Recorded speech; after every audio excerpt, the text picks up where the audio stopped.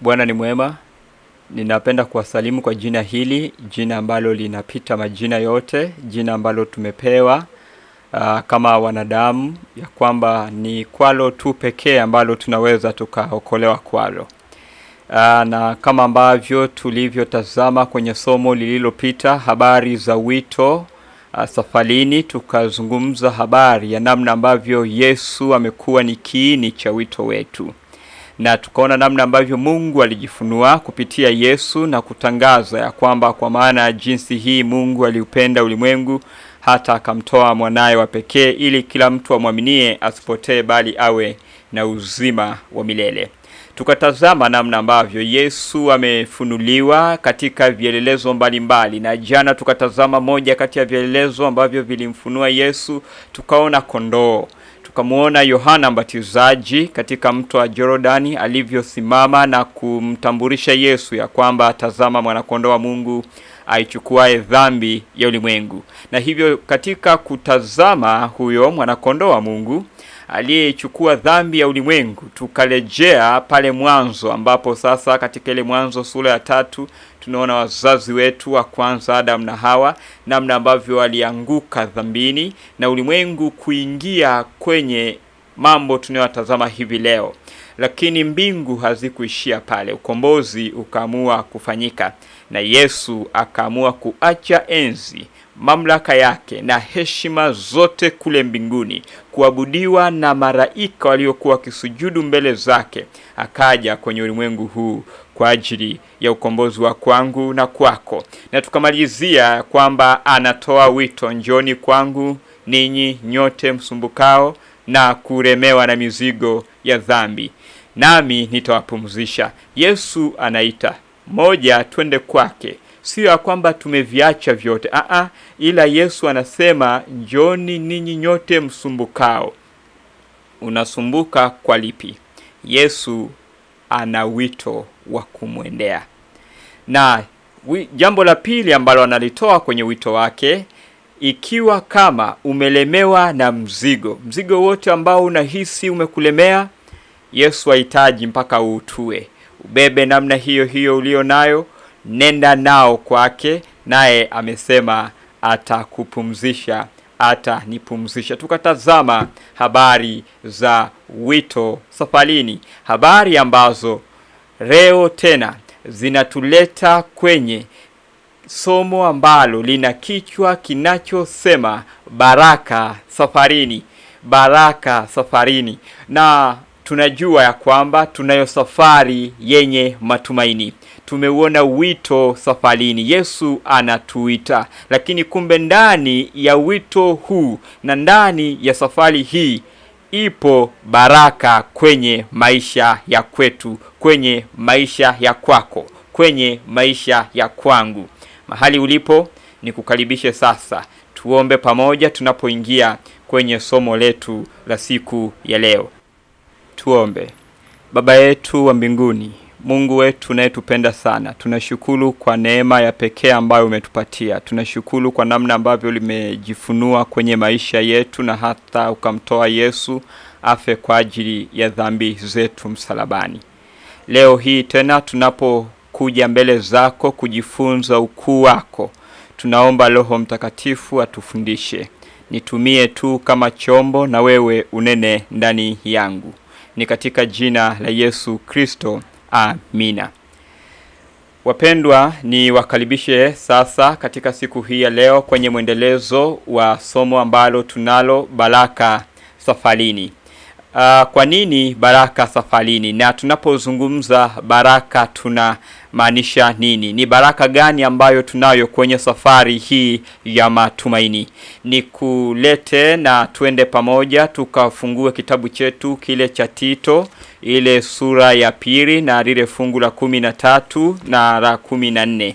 Tito hii 2 fungu la 13 na la 14 yana maneno yanayosomeka hivi: tukilitazamia tumaini lenye baraka na mafunuo ya utukufu wa Kristo Yesu, Mungu mkuu na Mwokozi wetu, ambaye alijitoa nafsi yake kwa ajili yetu ili atukomboe na maasi yote na kujisafishia watu wawe miliki yake mwenyewe, wale walio na juhudi katika matendo mema. Neno la Mungu linatuambia tunalitazamia tumaini lenye baraka. Katika safari hii yenye matumaini, tunatazamia tumaini lenye baraka. Baada ya kuwa tumeusikia wito unaotuita wa kwenda kwa Yesu, tunatazamia tumaini lenye baraka. Tunatazamia baraka katikati ya safari yetu tulionayo, na ni baraka ya kuwa na tumaini la uzima wa milele. Yesu wakati anatambulishwa, wakati Mungu anasema ya kwamba kwa maana jinsi Mungu aliupenda ulimwengu hata akamtoa mwanae wa pekee, tumaini lilikuwa hapa, ili kila amwaminie asipotee. Hili ni tumaini, bali awe na uzima wa milele. Na leo tunaangalia baraka katika safari. Fungu letu tulilolisoma linasema tukilitazamia tumaini lenye baraka na mafunuo ya utukufu wa Kristo Yesu, Mungu mkuu na Mwokozi wetu. Hili ni tumaini tunalo litazamia. Wote ambao tunampokea Yesu na kumfanya kuwa Bwana na Mwokozi wa maisha yetu, wote ambao tumetoa maisha yetu na kuyakabidhi mikononi mwake, wote ambao tumekubali kuitikia wito wa kwake Yesu wakati anaita njoni kwangu, tunalo tumaini lenye baraka tunalo litazamia. Na haishi tu hapo, ambaye yeye alijitoa nafsi yake kwa ajili yetu ili atukomboe na maasi yote. Ni kweli kabisa ya kwamba ulimwengu kuharibika umeharibika. Ni kweli kabisa ya kwamba ulimwengu kuzofika unazofika, kuvunjika unavunjika. Ni kweli kabisa ya kwamba si tena mahali pa amani, si tena mahali penye usalama katika ulimwengu wetu. Lakini ijapo kuwa hayo yote, tunalo tumaini lenye baraka tunalo litazamia. Na hili ni la kufunuliwa kwa Yesu Mwokozi wetu akirudi katika mawingu ya mbinguni. Sikia mpendwa, mahali ulipo, hili ni tumaini. Kwa nini ni tumaini? Kwa sababu tunarejezewa ulimwengu ule wa kwanza uliopotea, maisha yale ya kwanza ya ulimwengu uliokuwa mkamilifu, ambapo Mungu baada ya kuwa amemaliza katika uumbaji wake wote alisema kila kitu ni chema. Yesu mwenyewe kwa kulifahamu hili vizuri, na kwa sababu anafahamu ya kwamba ametoa wito ambao tutachagua kumfuata, tutachagua kuitikia wito huu, aliyasema maneno haya katika kitabu kile cha Yohana, ile sura ya 14 na lile fungu la kwanza. Tutasoma hapo hadi fungu lile la 3. Yohana hii 14, neno la Mungu linayo maneno haya yanayosomeka hivi: msifadhaike mioyoni mwenu, mnamwamini Mungu, niaminini na mimi. Nyumbani mwa Baba yangu mna makao mengi, kama sivyo ningaliwaambia, maana ninakwenda kuandalia mahali.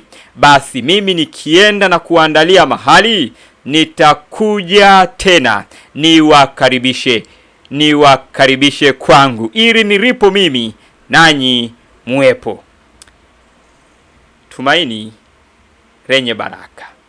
Yesu wakati anazungumza na wanafunzi wake aliwaambia msifadhaike mioyoni mwenu. Ni kweli kabisa ya kwamba katika ulimwengu huu zipo dhiki tutazipitia. Ni kweli kabisa ya kwamba katika ulimwengu huu yapo masumbufu tutayapitia, yapo magonjwa tutayapitia, kupo katishwa tamaa ambako tunapita kwako. Kupo habari za magonjwa ambayo pengine hayana tiba, habari za amani pengine zinakosekana kwenye familia zetu, habari pengine za mambo ya kiuchumi hayako sawa, kule kazini hakuna amani, mambo hayaendi kabisa. Lakini Yesu anasema msifadhaike mioyoni mwenu, ikiwa kama mnamwamini Mungu, niaminini na mimi. Na Yesu akasema nyumbani mwa Baba yake kuna makao mengi. hakuishia hapo. Akasema ya kwamba ninakwenda kuandaa makao, ili mahali nitakapokuwa nanyi muwepo, na kwa sababu ninakwenda nitarudi niwakaribishe hapo nyumbani. Hii ni safari yenye matumaini. Hii ni safari ambayo inatupeleka kukaa na Mungu wetu. Hii ni safari ambayo inatupeleka kukutana na mkombozi wetu. Hii ni safari ambayo inatufikisha kuonana na yeye aliyetupenda upeo. Hii ni safari ambayo inatuleta kuwa karibu kabisa na yeye ambaye kwa upendo wake mwingi na tena mkubwa kabisa, wenye thamani kubwa, namna alivyotusaminisha ijapokuwa tulianguka dhambini, alikubali kushuka kuja kututafuta. Huyu hata leo anasema tusifadhaike mioyoni mwetu. Ikiwa kama tunamwamini Mungu, tumwamini na yeye pia. Mpendwa, sikia. Hapa nyumbani ni mahali palipo bora kabisa. Huyu Yesu ambaye tunazungumza ya kwamba atarudi, ni kweli kabisa atarudi na atakuja. Lakini zimekuwapo misemo mingi ya kwamba hivi huyu Yesu atakaporudi atarudi kwa namna gani? Ni kweli kabisa, hilo ni tumaini, lakini anakuja kwa namna gani? Maana tumesikia wengine wakisema ya kwamba atakuja, na atakapokuja walikuwa ni wawili, mmoja atwaliwa. Na maana yake nini? Ya kwamba unyakuo, mmoja anachukuliwa na mwingine hafahamu. Je, ndivyo kweli Biblia inavyosema katika kitabu kile cha Ufunuo ile 1 na lile fungu la 7? Yapo maneno ya pekee ambayo yanatutazamisha ya kwamba Yesu anakuja. Lakini anakuja kwa namna gani? Alisema ya kwamba ninakwenda nami nitarudi tena. Anakuja kwa namna gani? Ufunuo wa Yohana sura ile ya 1 na lile fungu la 7 linayo maneno yanayosema hivi: tazama, yuaja na mawingu, na kila jicho litamuona, na hao waliomchoma na kabila zote za dunia wataomboleza kwa ajili ya jina lake. Yesu anakuja, na katika ujio wake anakuja na mawingu, na katika kuja huku na mawingu kila jicho litamuona. Ujio wa Yesu hautakuwa wa siri. Wakati Yesu anasema nitarudi, hatarudi kwa siri, hatarudi kwa kificho. Kila jicho litamuona atakaporudi katika mawingu ya mbinguni. Na wakati maneno haya yakisemwa ya kwamba atakuja na mawingu na kila jicho litamuona na kabila zote za dunia wataomboleza kwa ajili ya jina lake, maneno yaliyomalizia kwenye Biblia yako yanasema naam, amina. Maana yake na iwe hivyo. Yesu anarudi, na hakuishia tu hapo. Katika kile kitabu cha Matendo ya Mitume, katika Matendo ile ya Mitume sura ile ya 1 fungu la 9 hadi la 11, yapo maneno haya ya kwamba akiisha kusema hayo, huyo Yesu walipokuwa wakitazama, akainuliwa, wingu likampokea kutoka machoni pao. Walipokuwa wakikaza macho mbinguni, yeye alipokuwa akienda zake, tazama, watu wawili wakasimama karibu nao, wenye nguo nyeupe, wakasema, enyi watu wa Galilaya, mbona mmesimama mkitazama mbinguni? Huyu Yesu aliyechukuliwa kutoka kwenu kwenda juu mbinguni atakuja jinsi hiyo mliomuona akienda zake mbinguni. Bado ni ushuhuda unaotuambia ya kwamba Yesu anakuja na mawingu. Wakati Yesu anawaacha wanafunzi wake katika ule mji wa Galilaya, wakati alipokuwa akiondoka kipaa na wingu likimpokea, wakati wanafunzi wakiangalia kuondoka kwake, wakikaza macho yao kutazama mbinguni anavyokwenda, malaika wakasimama wakawaambia, enyi watu wa Galilaya, mbona mmekaza macho yenu mbinguni? Huyu Yesu aliyechukuliwa kutoka kwenu atakuja jinsi hiyo alivyoondoka kutoka mahali hapa. Yesu anarudi, na ujio wake ni kila jicho litamuona. Ujio wa Yesu sio uasiri. Hili ni tumaini lenye baraka. Hii ni baraka ndani ya safari pia. Sikiliza mpendwa, Yesu anaporudi katika namna hii, amesema katika Yohana ile 14 ya kwamba ninakwenda kuandalia mahali, nami nikienda nitakuja niwakaribishe tena, ili mahali nitakapokuwa nanyi pia mpate kuwapo. Sikia, huu ni mji wa namna gani? Kwa nini tunasema ni baraka ndani ya safari hii? Katika kitabu kile cha Yohana sura ile ya 21 tutatazama hapa maneno ya Yesu na mji aliyotuandalia. Kwa nini ni mji ambao unatuleta tunasema ya kwamba tunayo safari yenye tumaini?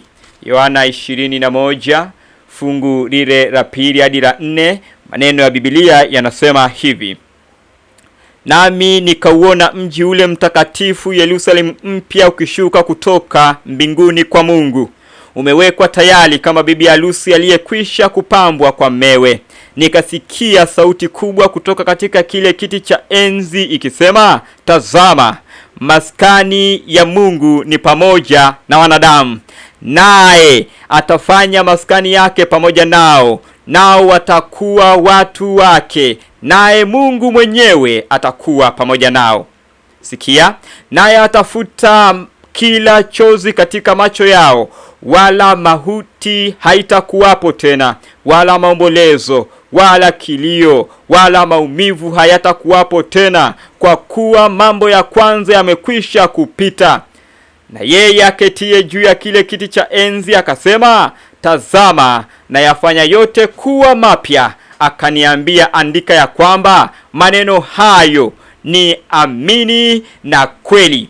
Mpendwa, sikia, tumekwenda kuandaliwa mji ulio mzuri, mji ambao ni mpya, ambao ndani yake mambo haya tunayotazama leo hayatakumbukwa tena, hayatakuwapo tena. Hakutakuwa na vilio, hakutakuwa na magonjwa, hakutakuwa na maangaiko ambayo leo tunapita kwayo. Huu ni mji wenye tumaini. Na wakati maneno haya yakisemwa mbele za Yohana, na Roho huyu mtakatifu alimaliza kwa kusema, andika ya kwamba maneno haya ni amini na kweli, ya kwamba hiki ndicho Mungu alichokisema. Na Mungu mwenyewe amekuwa akijifunua kwenye Biblia. Anasema yeye si mwanadamu hata aseme uongo. Ikiwa amesema atatenda, ikiwa ameahidi atatekeleza. Kwa sababu hii maneno haya ni kweli. Yesu anarudi, na mji huu ambao amekwenda kutuandalia, Biblia inasema vizuri ya kwamba ni masikani ambayo ndani yake tutakuwa pamoja na yeye, ndani yake tutaishi pamoja naye. Lakini wale watakaoweza kuishi pamoja naye ni wale tu ambao wameshinda maisha ya dhambi. Mpendwa, ni wale tu ambao wamepokea wito wa kutembea na Yesu, ni wale tu ambao wameyatoa maisha yao kwa ajili ya wokovu, waliompokea Yesu na kumfanya Bwana na Mwokozi wa maisha ya kwao. Katika lile fungu la 7 anasema, yeye ashindaye atayarisi haya, nami nitakuwa Mungu wake, naye atakuwa mwanangu. Kwa hiyo makao haya ambayo yameandaliwa ni kwa ajili ya wale tu ambao watasikia wito wa Yesu ya kwamba njooni kwangu msumbukao na kulemewa na mizigo, nami nitawapumzisha. Haya yatakuwa ni makao yao mapya, yatakuwa ni mahali pao tena pa kuishi kwa furaha. Mpendwa, wale ambao hawatakuwa wamejiandaa kwa ajili ya kumpokea Yesu na kusikia wito wake, itakuwa ni masikitiko makubwa ya kwamba watakoswa tumaini hili, ya kwamba hawataonekana ndani ya mji huu, ya kwamba maisha yao hayatakuwapo tena. Katika lile fungu la 8 Biblia inasema, fungu la 8, bali waoga na wasioamini na wachukizao na wauaji na wazinzi na wachawi na hao waabuduo sanamu na waongo wote, sehemu yao ni katika lile ziwa liwakalo moto na kiberiti. Hii ndiyo mauti ya pili. Ninakupendekezea usimame katika uchaguzi wa kuitikia wito Yesu anautoa, ya kwamba njooni kwangu ninyi nyote msumbukao, ili usisimame katika kundi hili la pili ambalo maisha ya kwao yatakuwa ni kwenye lile ziwa liwakalo moto, na maisha ya kwao itakuwa ni mauti ya milele. Badala ya kupokea uzima wa milele, wao watakuwa na mauti ya milele. Sikia mpendwa, Yesu bado angali anatoa wito hata kwako jioni ya leo. Na maneno yake jioni hii ya leo ambayo ni wito anaoutoa ni haya. Katika Ufunuo ile sura ya 3 na lile fungu la 20, anayo maneno anayosema hivi. Wito huu anaotoa leo ni huu: tazama nasimama mlangoni na bisha. Mtu akisikia sauti yangu na kufungua mlango, nitaingia kwake, nami nitakula pamoja naye na yeye pamoja nami. Yesu anatamani utoe maisha yako leo hii tena kwake, ili aweze kuwa pamoja nawe, ale pamoja na wewe, nawe pamoja naye. Yesu anahitaji aongoze maisha yako. Yesu anahitaji aongoze biashara yako. Yesu anahitaji aongoze familia yako. Yesu anahitaji aongoze elimu yako. Yesu anahitaji atengeneze mambo kuwa mapya kwenye maisha ya kwako. Mpokee hivi leo ili kusudi abadilishe maisha yako. Wakati anapokuja akiwa anakuja na mawingu, uwe ni miongoni mwa wale ambao watasimama na kusema, tazama huyu ndiye Bwana wetu tuliyemngoja aje kutuokoa. Ni kweli zipo changamoto, lakini Yesu bado angali anaita ya kwamba anahitaji kutengeneza maisha ya kwako. Ebu uwe ni wito wako, ebu uwe ni sehemu ya kuitikia wito huu ya kwamba Yesu, ninatoa maisha yangu, nami mahali hapa nilipo nikupokee, ili kusudi uweze kuongoza kila nilicho nacho. Nikusii mpendwa, mahali ulipo, ya kwamba uamuzi ambao unauchukua, ebu ufanye, zungumza na Mungu moyoni mwako. Tunapokwenda kuomba ombi hili, zungumza na Mungu, mwambie nia ya moyo wako, mwambie nimetoa maisha yangu, nipokee jinsi nilivyo. Umesema ya kwamba utakuwa pamoja nami najitoa kwako, nipokee. Ulisema ya kwamba tuje kwako, nami ninakuja na mzigo wangu. Huenda ni mzigo wa magonjwa, huenda ni mzigo wa mangaiko ya ulimwengu huu, huenda ni mzigo wa dhambi, huenda ni mzigo ambao wewe unaufahamu. Upeleke kwa Yesu. Hahitaji utue ndipo mfate, anahitaji ubebe uende nao kwake, yeye akupumzishe. Tunakwenda kuomba sasa. Zungumza na Mungu wako. Baba yetu na Mungu wetu wa mbinguni, asante kwa ajili ya kutufunulia baraka safarini. Tumeona namna ambavyo umetufunulia ya kwamba safari hii yenye matumaini inatuleta kwenye uzima wa milele, inatuleta kwenye nchi ambayo ndani yake Baba utakuwa umetengeneza mambo yote kuwa ni mapya. Na mahali hapa umesema Yesu ya kwamba wewe utakaa pamoja nasi tutakaa pamoja nawe. Na maneno yale ambayo jina la Yesu Emanueli yalisemwa ya kwamba ni Mungu pamoja nasi yatadhihirishwa tena. Tunakuhitaji jioni ya leo. Yupo mtu mahali fulani kwenye nyumba fulani anafanya uamuzi wa kukupokea, mwingine kwenye kituo fulani anafanya uamuzi wa kukupokea, mwingine pale nyumbani anafanya uamuzi, mwingine yuko pale katika eneo lake la biashara anafanya uamuzi wa kukupokea.